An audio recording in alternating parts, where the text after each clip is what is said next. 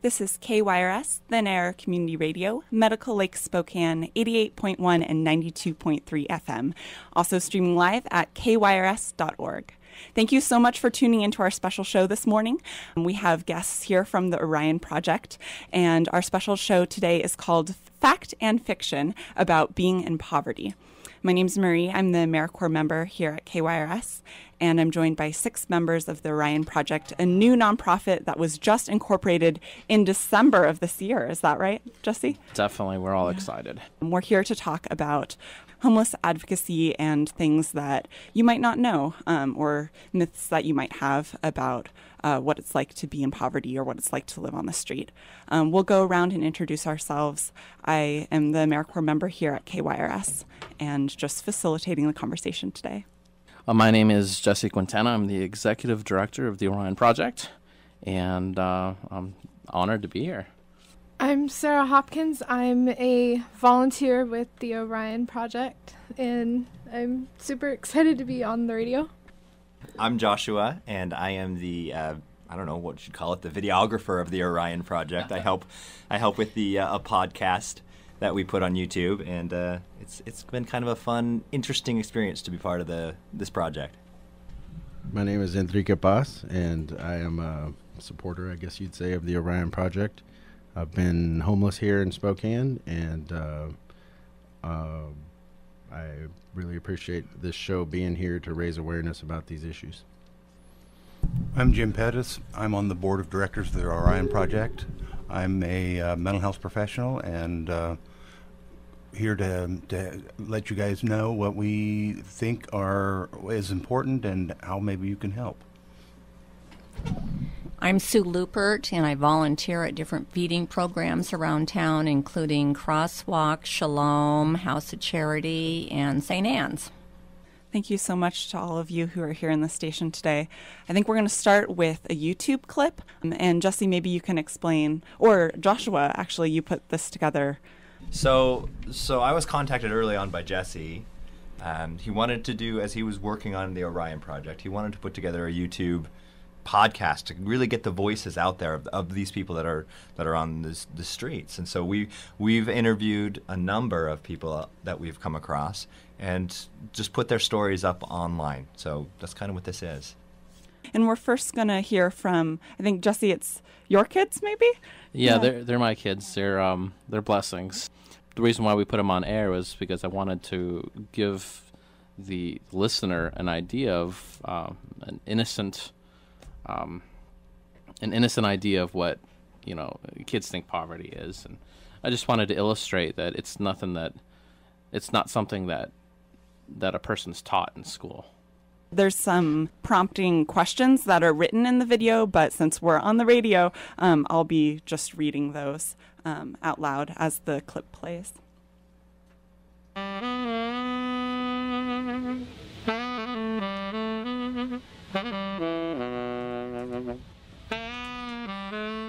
What does it mean to be homeless? I think it's about not having a house and not having any money.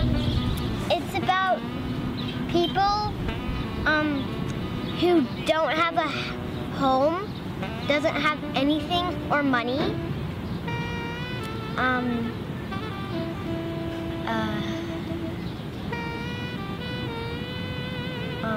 What's the next question?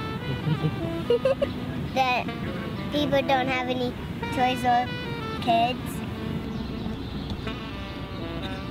How big of a problem is homelessness? Yeah, no? No. Do they teach this in school? No. No. How can we fix the problem? We could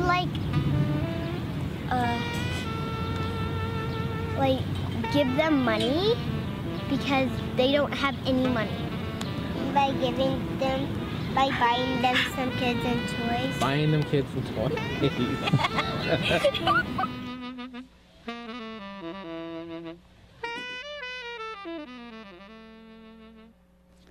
So that's just the beginning of a YouTube series that the Orion Project has put on YouTube And if you're just tuning in, we are doing a very special show this morning about being in poverty, fact and fiction, trying to bust some myths and talk about what it's like here in Spokane.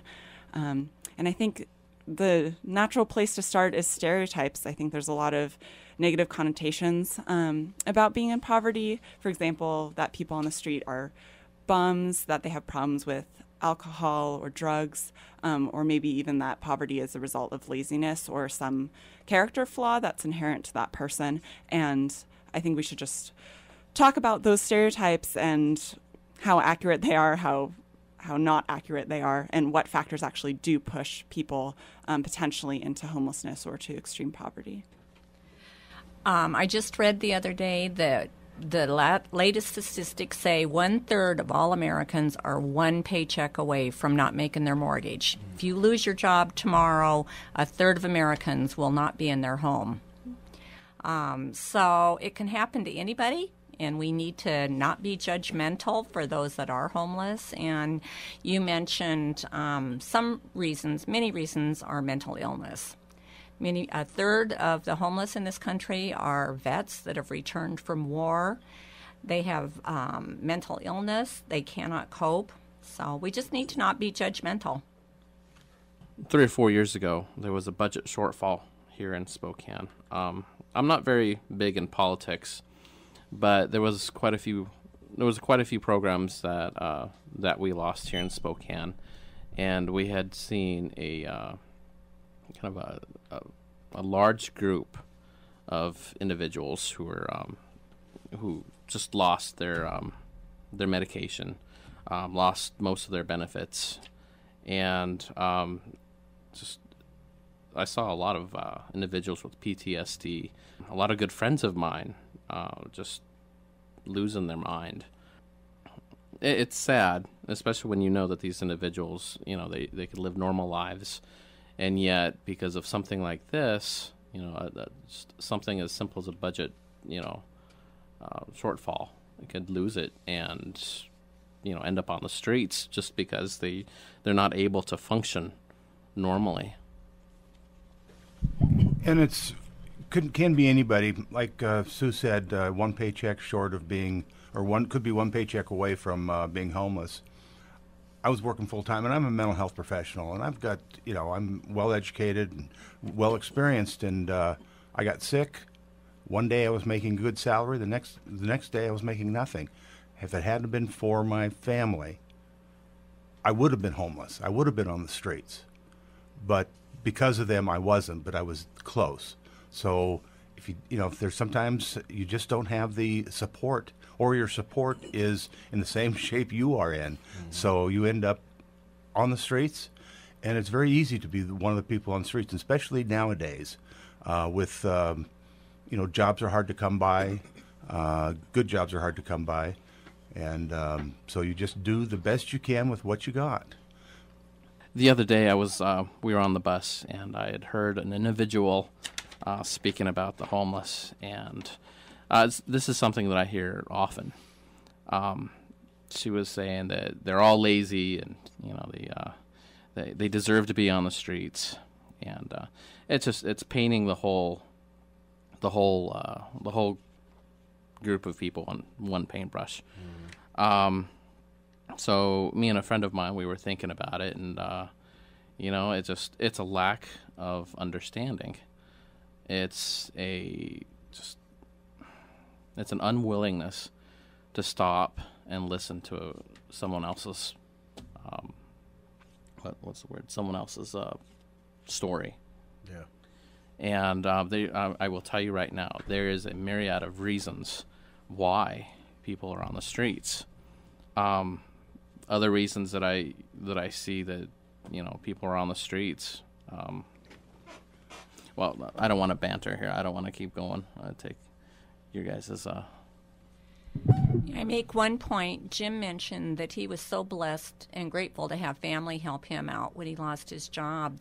The fact is, many families cannot take in their loved ones because they are mentally ill. They're not equipped to deal with them. There could be drug issues. There just could be mental illness, and they're not equipped to take them. So you were lucky, Jim, but not everybody has that resource. Yeah, I know. That was certainly my case. I moved here from Washington, D.C., and I'm originally from California, so most of my family is in California or Texas. And when I started to experience problems in my marriage with domestic violence and chaos and things like that, things that pushed me out onto the street for fear of getting, deeper into that situation. I didn't have anybody I literally didn't know anybody in this town. And so here I was, I've always held a good job. I've always been a hard worker, paid my bills and things like that. All the things that the stereotypes would tell you are, people are lazy and, they don't want to work. I did want to work. At times when I was homeless, I had 2.5 jobs. And I was still able to show up for work every day, showered and clean, and, have a sack lunch with me and things like that. But it was a miracle that I was able to do that. And so, I just, when I've spoke to Jesse about this in the past, it's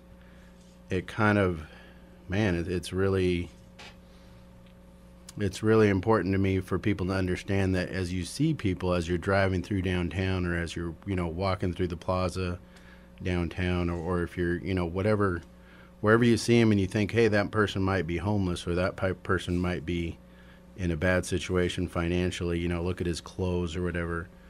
That could be you, that could be you.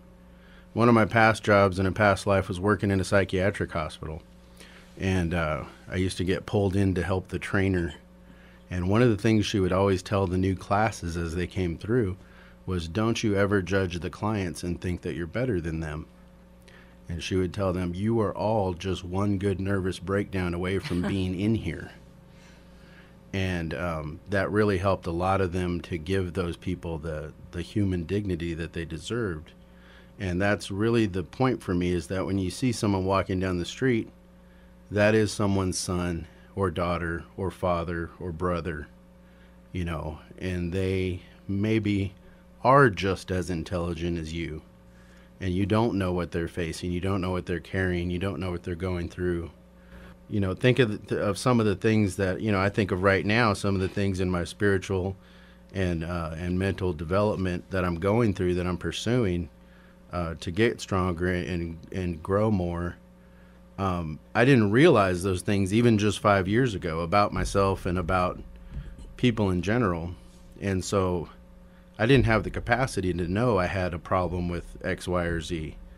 I'm a recovering alcoholic. I've been sober 5 years. And, previous to that, if you would have asked me, are you an alcoholic? I would have swore up and down, no, you're dumb. Look, I was a functioning alcoholic. I went to work every day and I made lots of money, and I can't be a drunk because I'm not laying in the gutter with a bottle in a paper bag.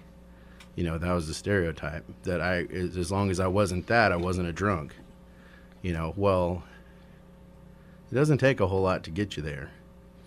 And, that compassion that we reserve for our family and friends, it's inconvenient for most people to express that to a stranger on the street who they see as unacceptable. They might be dirty, they might be smelly, they might be, of a different race or a different religion than them. But they all deserve that love and respect, just like you and I do. I wanted to put out some numbers here. This is based on the Washington State point-in-time count of homeless persons, albeit this is for January 2012, but it is pertinent. Persons with alcohol and or drug addictions or drug problems. Those that were unsheltered here in Spokane were 314 individuals. The chronic individuals that were unsheltered at that time were 913. Wow. And I looked at these numbers and I thought it jumped out at me. For one thing, that's one of the biggest things I've heard is, that being homeless, you're always addicted. You're always, they always have a wine bottle with them. that are alcoholics, and well, the numbers speak differently. I wanted to ask Joshua about what he's learned about all the negative connotations, and I'm curious as to what you've learned. So I was brought into this project. I don't really have much of a background dealing with homelessness or poverty.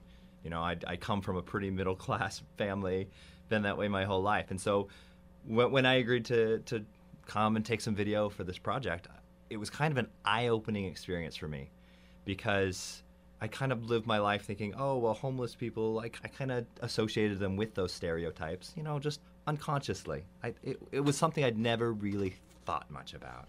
Just, I've been told that's just the way it is, you know, people that are lazy and that have problems, that's the way they choose to live. And it was really interesting to go out and actually film these people and to realize that each one of these are an individual with a very unique story that have very unique emotions and very unique reasons why they're on the streets. And it was really, I don't know, it really touched me deeply, because it convinced me that anybody could end up on the street like this. I mean, there are so many reasons that just the people that we've interviewed doing this project, so many reasons why they're on the street. And yes, there are mental health issues, and yes, there are substance abuse issues, but that's not the case for everyone. And Enrique mentioned that when he was homeless, he had 2.5 jobs. There are many people in shelters, a House of Charity, or a House of Hope, or different shelters in Spokane where we do not pay enough for these people to have their own homes. So they could be working really hard and still have no place to call home. Yeah, if you're just tuning in, we're doing a special show this morning about fact and fiction about being in poverty. And the guests in the studio today are from the Orion Project, which is a new nonprofit dedicated to homeless advocacy and about connecting people with the resources that are here. Another thing about homelessness and poverty that kind of touches on this job issue, but in a more negative light, it was negative already, but there's also labor and sex trafficking problems, even here in the Spokane area, and I would guess that those intersect with a lot of the issues we're talking about. Actually, a big reason why sex and labor trafficking is big in Spokane is because there isn't enough room at the shelters. If someone can't get, say it's wintertime, it's below freezing, and some people camp, and some people are really good at that. That's how they survive through that winter. But if they can't get shelter, get somewhere warm, they're going to turn to maybe doing something illegal to get money to get a hotel room or something. So prostitution, or take a job under the table. And there have been actually a lot of examples for youth specifically in Spokane, selling food on the streets, street vendors and everything, working 12 to 13 hours a day, not even getting paid money, but getting paid in cigarettes and beer. And that's just the teenagers. And that's so easy because, the homeless population, they're invisible.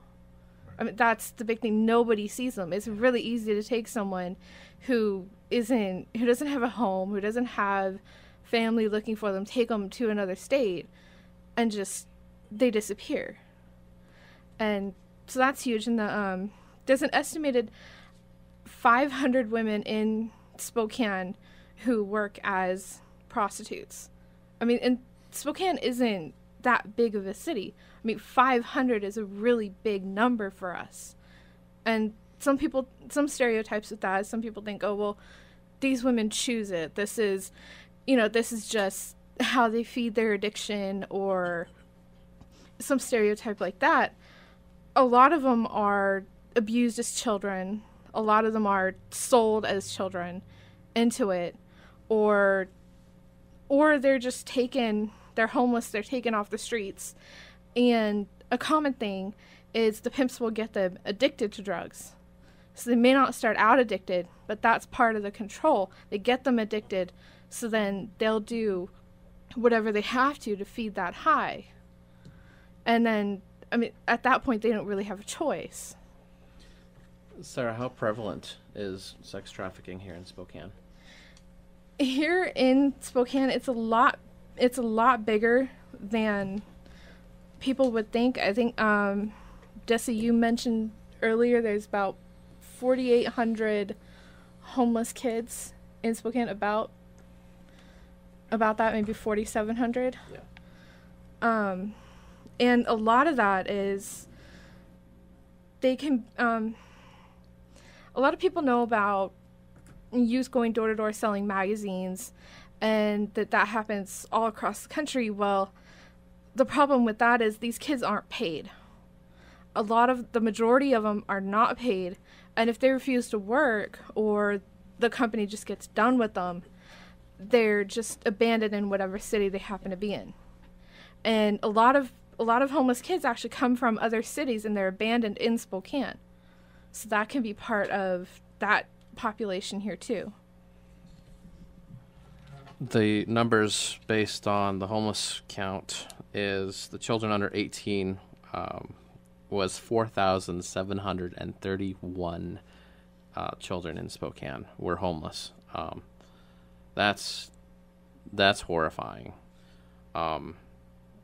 I mean, what are we doing? We're supposed to be protecting our children. We're supposed to be protecting those that need help, that are just completely vulnerable. And I mean, 4,731 children, that's, I don't know. I'm going to go to bed tonight with nightmares with this. Where are these statistics from? Oh, pardon me. Well, the statistics are from Washington State point in time count of homeless persons. I got this off of their website. This is January of 2012, and I'm looking at part 2 of homeless subpopulations. And I think with what Sarah was saying, if you have kids and you're female and you have a couple of kids, don't you want to feed them? And if you can't find another job, you do what you have to do. And unfortunately, some of that is becoming a prostitute. And some of them do it. Yeah, they willingly do it. Why? So they can feed their kids. Go ahead, Sarah. And actually that, once the prostitutes get hooked up with a pimp, which they're going to eventually, they're out there long enough, the pimps will use the kids as a means of control. They'll use threats of violence. They'll use, well, you're not going to see your kid until you work this amount of tricks a night. And sometimes that can be 12 to 13 hours of just work, and then every single day, 6 days a week, and then they get to see their child one day. And that's what they're working for. We're doing a special show this morning talking about fact and fiction about being in poverty. And the guests in the studio today are from the Orion Project, which is a new nonprofit just incorporated in December of 2014 that focuses on homeless advocacy. Another problem with the homeless in Spokane is this is a quote in the survey of human trafficking from Crosswalk, I believe. And what happens is these kids, they stay at Crosswalk, but they end up getting hooked up with an adult or someone a little bit older, and they form street families. So then the adults will find dates for these young kids, and they're supporting a family. That's what they're telling them. These kids don't have, if they're on the streets, they don't have the love and attention and security that a family provides. So they're going to find that any way they can, some way to feel like they're needed and like they're cared about. So these people manipulate them into doing whatever they have to do to survive. Not Crosswalk, though. Not Crosswalk. Crosswalk. I love Crosswalk, but just to reiterate, it's easy to prey on the vulnerable out here in Spokane, especially when you have, when you don't want to help. You have people, who said that they were invisible? Did you say that they were Yeah. invisible? I said Yeah, and that's a term that I hear a lot. They're an invisible people. How many times do you walk by that person on the street crying and screaming? I've seen it plenty of times. You know, you don't want to get involved. You don't want to ask if there's, you know, something you want to, you know, if you can help out. Most times than none, I hear, well, it's none of my business.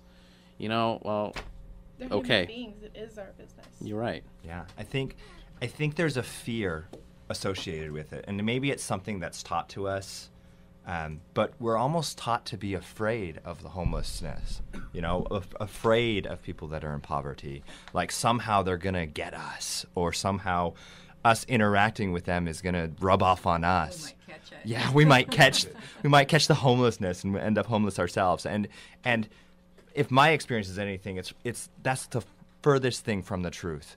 If anything, by interacting with homeless people and people who actually need help, we are showing our humanity, and we are showing how it is to really be alive and to live. And wonder about what has changed. The only thing I've seen, and I've been in this field for over 30 years, back in the late 80s, early 90s, I'm not sure exactly when, there was a coalition that did counting, and they counted the homeless in Spokane. They found 3. Why? They were wearing suits, and do you think a homeless person is going to say, I'm homeless to a guy in a suit or a gal in a suit? No. Now we have statistics, but have we done anything for services? Mm-hmm. That's the question I have. Is services really improved? The 3 that were here back in the late 80s, and now the whatever numbers, I don't remember now, the numbers that you gave us, Jesse, on the homeless in Spokane, particularly kids? There's about, well, as of 2012, there was 20,336 total homeless. In Spokane. In Spokane. 20,000. Go ahead. In 1998, I volunteered in a soup kitchen in Seattle, and that's when they were first starting the count in point days. And they were having counters come, and we had a full dining room, probably 250 people. And the counters walked in, and these people split. They were so afraid that the counters would turn them in. And they might lose their children, or they might have a warrant, and now when counters are coming, I say, please stay. We need to have you here so that we can provide services for you. Nobody's narking on you. Mm-hmm. We want to know how many beds we need in Spokane, how many different feeding programs, but that's how much it has changed in just 17 years, so that's good. Let's talk a little bit more about that. What services are available here in the Spokane community, and what's lacking? We can talk about shelters, food access, cell phones, and anything else that you think is important. I would highlight the point of shelters. We have a number of shelters. Spokane loves to, from what I've seen, I mean, they love to help, and the number of shelters that we have, I will tell you right now, I am in love with HOC, okay, and I will tell you why right now. And they do not discriminate. They help despite your mental capacity. Their expectations, they just expect you to survive. They want you to survive, and some of their programs are awesome. The other day that I was there, I was with a friend of mine. She works there. She gave me a quick tour, and they have a mini makeshift rehabilitation center for those that are on the streets that had just gotten surgeries. They're more than welcome at HOC to lay there and just recuperate. And I thought that was awesome. That was that was awesome. I think the lack of shelters that we have, I think we need more women shelters. And Sue, what else do you think we would need?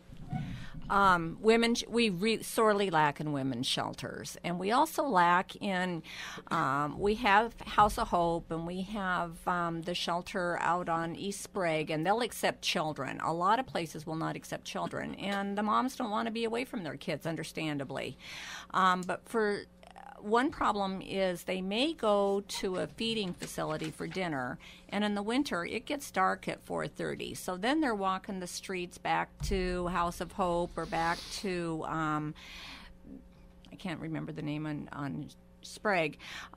It's been proposed that maybe the city could provide vans to get these women or to get them from a job to a shelter. It's dangerous out there in the winter. I think there's a lot of feeding programs. There is a place to eat breakfast, lunch, and dinner 7 days a week, and I will have Jesse put those dates and times on the Facebook page. So please go to the Facebook page for Orion. Dads with kids are there. There's not a place for dads with kids that they can take them. Now, there is Promise Keepers who will take families, but they're just a few families at a time, and what they do is they go to a different church every week. They stay 7 nights in a church. Most churches don't have bathing facilities, so then they have to go back to the day center in the day. But they do have vans that will take their stuff to a new church every week. They have vans that will take the kids to school. If they have a job, it'll take them to work. But there's not room. Normally, I think, I could be wrong, and I apologize. I used to volunteer with them, and we would only take about 7 families at a time. But that at least would keep the families together. You're asking what services are out there, and I agree that all the ones mentioned are great.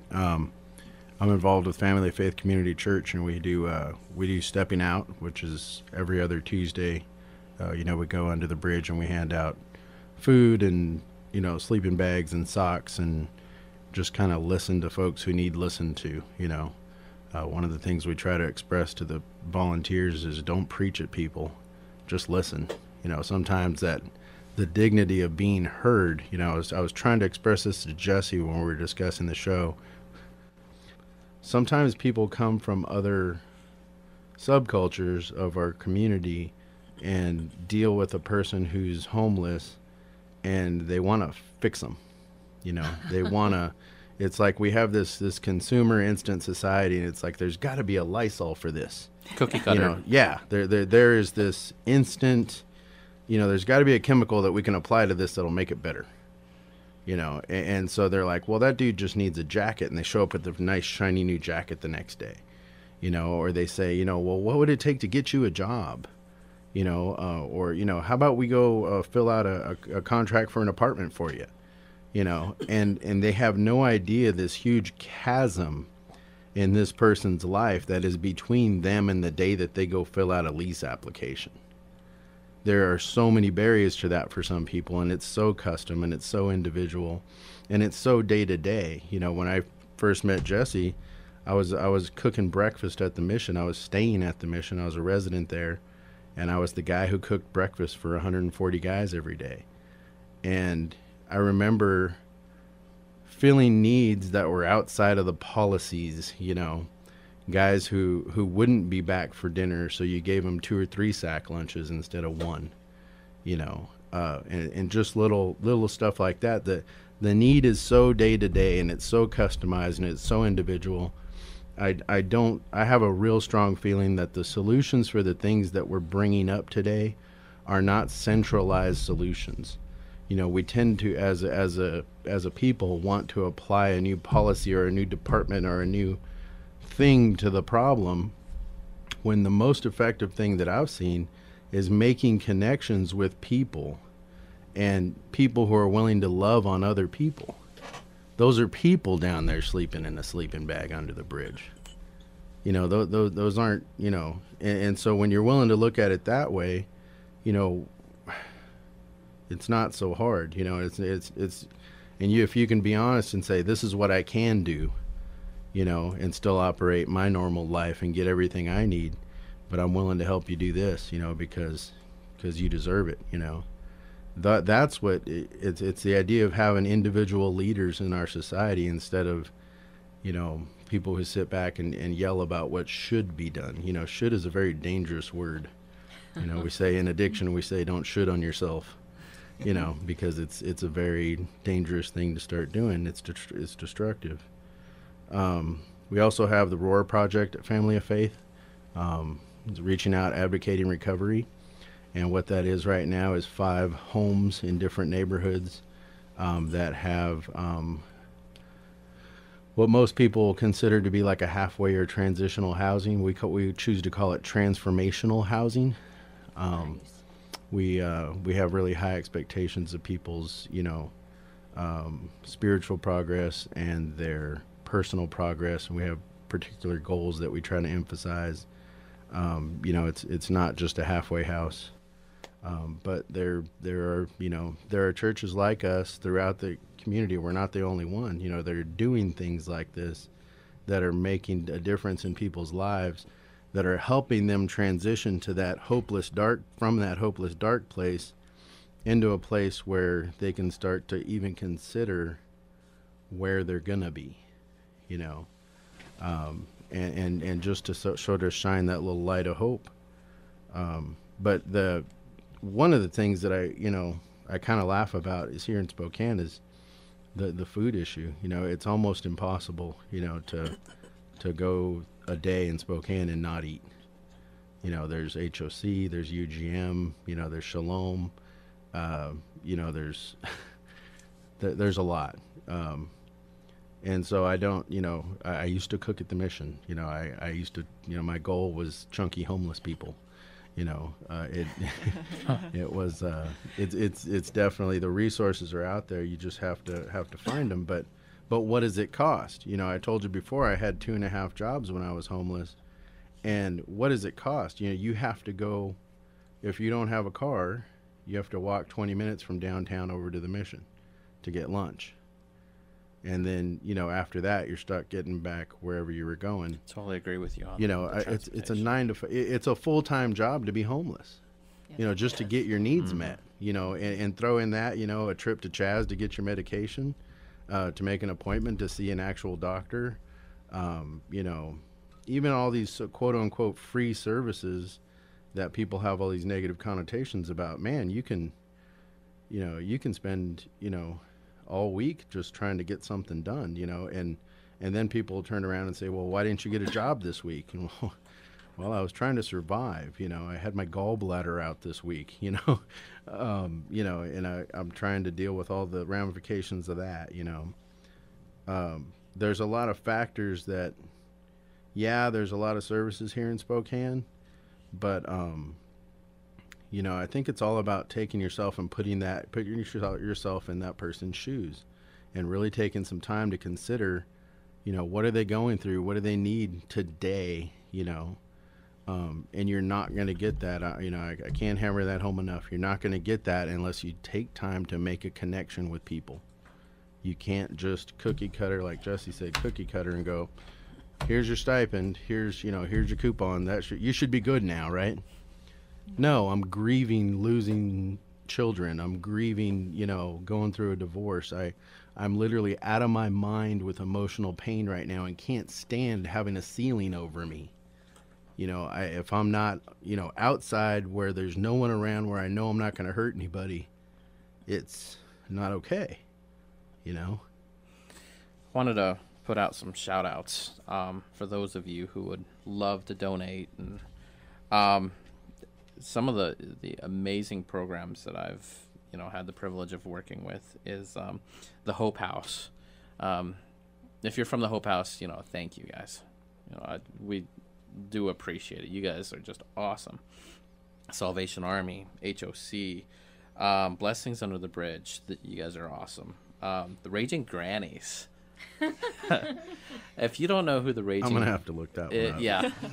They're the Raging Grannies. They do a lot of good, don't they?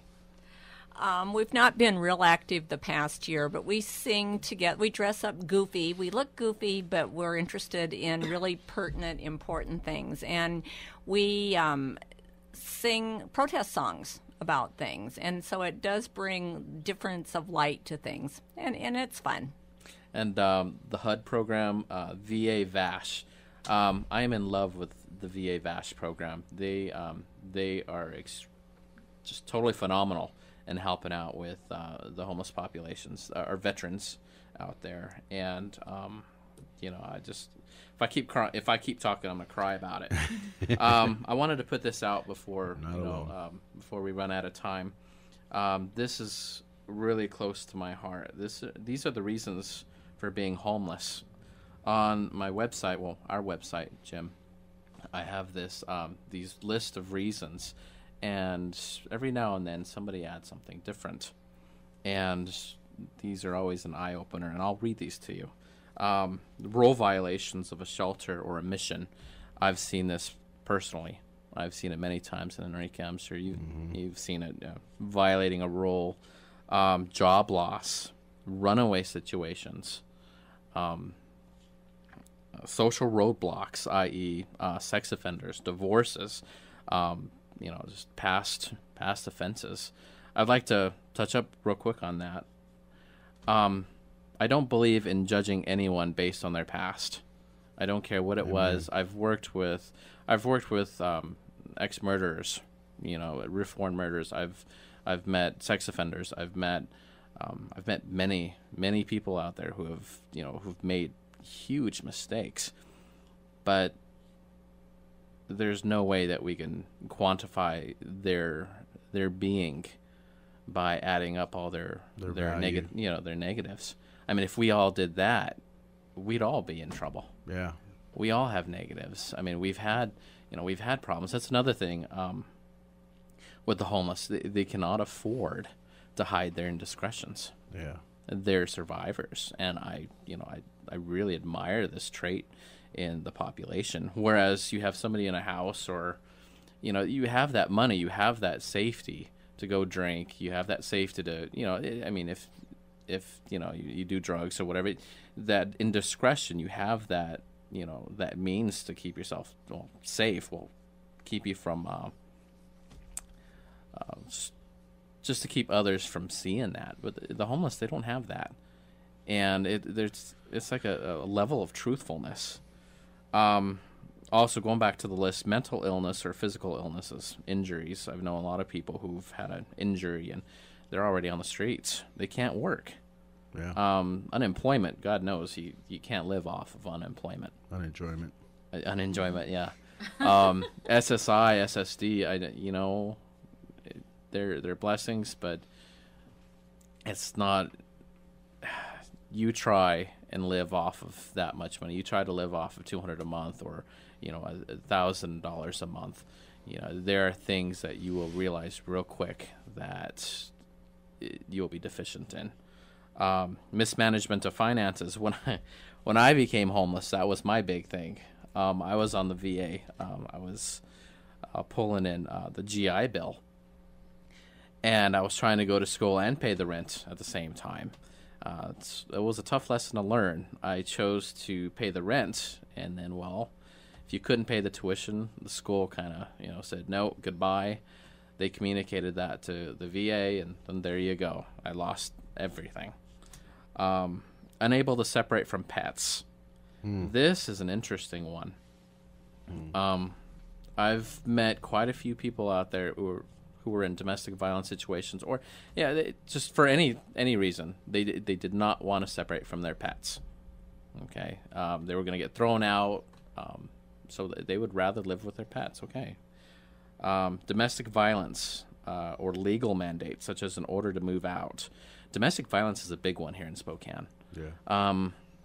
I had a young lady that there is a young lady that I work with. She's going through some times. And we went to an unnamed place, unnamed nonprofit, and there was no understanding of it. There was no time given to actually stop and understand this person's life, and I think we're really deficient in that aspect here in Spokane. Hold on, Jim, I'm almost done. Housing prices raised. I know that's not such a big thing here in Spokane. In Denver, it is. spouse death. Me and Sue, we know. I forgot her name, but she's an old lady, and she is the most rambunctious person. She used to work at Shalom Ministries. I'll figure out her name, but she loves to talk. Her spouse had died, and based on that, she became homeless. Natural disasters, flood, tornado, personal disasters, asbestos, mold, corrupt landlord practices, unforeseen pregnancies or additions to family, wage reduction or downsizing, outsourcing your job, and even retirement. So, I mean, if you can think of anything else that would cause homelessness, please shoot me a line on the Facebook page. But yeah, Jim, what were you going to say? Just want the other side of who helps these people. We talked a lot about volunteers. Well, usually volunteers get zero income. Then you have the paraprofessionals who make minimum wage. Then you have the professionals who make minimum wage plus $50. So, do we make the money that a businessman does? No. What does it take to make any money, to survive? You have to have a master's degree. And that takes a while, and it's very expensive. And still you're not making a decent wage. You're barely making by, and you're out there to help people. Why? Because you want to. Because that is what your calling is.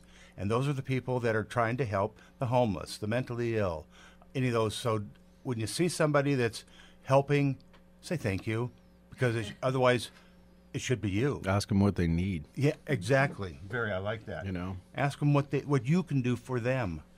And most of them, they don't want your money. They just want help for the person that they're helping. Maybe whether it be to clean up, to find a job. How do you go job hunting when you don't have clean clothes or clothes that you can even present at an interview? So it goes way deep on once you become homeless, what can you do to get out of it? Well, it's not easy to find a job when you can't take a shower. One more thing on my part, and I'll stop talking, I promise. For any of you who volunteer out there, you know what? Bless your souls. You guys are just awesome. Yes. And whatever you do, if you volunteer at the mission, HOC, those people on the streets, okay, they're most times than none, they're surviving. They're trying to live. And it's because of you out there, because of your compassion, that they have a chance. They have a fighting chance. I do volunteer. I work with the Homeless Coalition, not officially, but I'm the volunteer coordinator for Spokane Homeless Connect. And I'm telling you right now, the program is just it's an informational and a service fair for anyone in need, and we do it annually. And I do believe this is going to be the 4th year that we're doing it, or the 5th year. My math needs help, but the volunteers that I help train, you guys are awesome. I'm gonna give you guys a shout out too. I know that we always have fun. We have our differences every now and then, but we totally have fun helping out those in need and learning from each other. Sue? I was just gonna say it's 4. Oh, it's 4. Okay. But yeah. So we just have a few minutes left, and so if you're just tuning in at the end of this program, we're going to rebroadcast this hour of radio same time next week, so Saturday from 10 to 11 a.m. And then the following week, we're hoping to come back here and have more of a discussion where you can call in, tell us what you think should be done, what your personal experience is, anything you want to add to this conversation. And so that show that will be more interactive will be Saturday, May 16th from 10 to 11 a.m. So we just have a couple more minutes. I just wanted to open this up to all of you here. Is there anything else that you just want to say this time to make sure that people know? Yes, Sarah. Another huge thing that is lacking in Spokane is education about human trafficking. I mean, nobody can recognize it. They don't know what to look for and what it is. And there was actually about, I think, 2, maybe 3 years ago, there was a an incident of sex trafficking at the petrol station at the Medical Lake exit. There was the manager there happened to be trained in what to recognize for sex trafficking, and there was 2 teenage girls that were forced to walk around this truck stop, and this is really common, and solicit the truckers and turn tricks. And because the manager of the petrol station was educated, knew what to look for, he or she was able to call the cops and have the girls rescued. And I think they had one person arrested that was transporting them, but because the laws aren't specific enough, this person wasn't charged with human trafficking or sex trafficking. They were just charged with, I think, child endangerment or something like that, a really low charge compared to what they were involved in. So this is something that people really need to research and get educated about, and push for more laws, stricter laws that can protect these people, and more protection, more safe houses, more places for people to go for victims, more resources. There just isn't enough. I mean, not just in Spokane, but I mean, countrywide. There's just, as of now, there's basically nothing. And so that's just something huge that needs to be dealt with.